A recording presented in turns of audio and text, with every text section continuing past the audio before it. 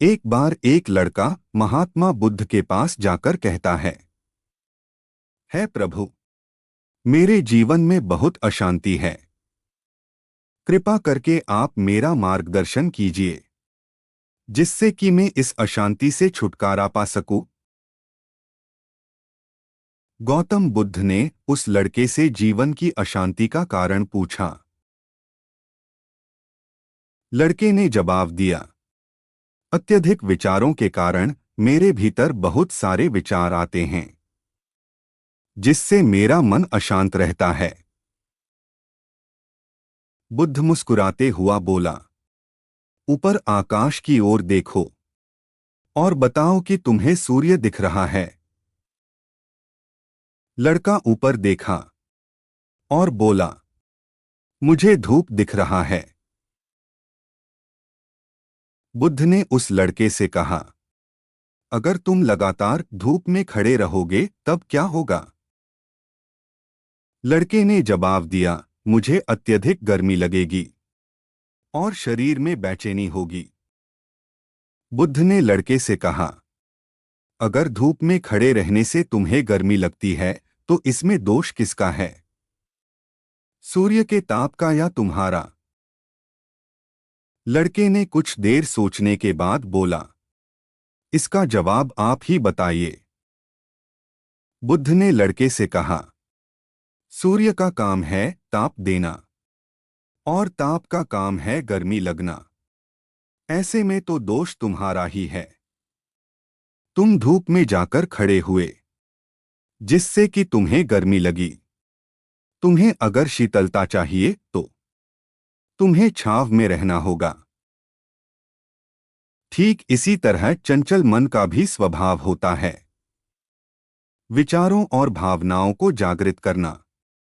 विचार क्षण भर के लिए होते हैं, लेकिन विचार से पैदा हुई भावनाएं देर तक टिकी रहती है। लेकिन यह तुम्हें निर्णय लेना है कि तुम्हें विचार और भावनाओं के साथ चलना है या अलग दिशा में चलना है। बुद्ध ने फिर से कहा, मन को शांत करने के लिए तन के आयाम पर काम करना सबसे आसान तरीका है। शरीर के स्तर पर हमारी कर्मेंद्रियां और ज्ञानेंद्रियां हैं।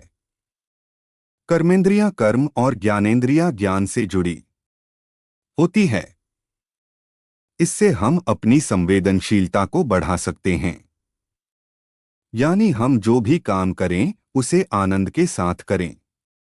मन के आयाम से हटकर तन के आयाम पर जाने से ही तुम्हारा चित्त शांत होगा। ऐसा करने से तुम मन के आयाम से हटकर शरीर के आयाम पर आ जाओगे। ठीक उसी तरह जैसे तुम धूप से हटकर छांव में आ सकते थे। मन के आयाम से हटने पर तुम्हारी जागरूकता तन पर आ जाएगी। जब तुम तन के आयाम पर काम करोगे तब तुम्हारा चित्त शांत होगा। इसलिए हर काम को तन के आयाम पर करने से मन शांत हो जाता है। उस लड़के ने भगवान बुद्ध से फिर पूछा, है प्रभु, मैं अपने भीतर के सुर को कैसे सुनूं? गौतम बुद्ध ने कहा, किसी शांत स्थान पर रहकर जहां शांति हो तब अपनी आंखें बंद करो और मन के भीतर चले रहो।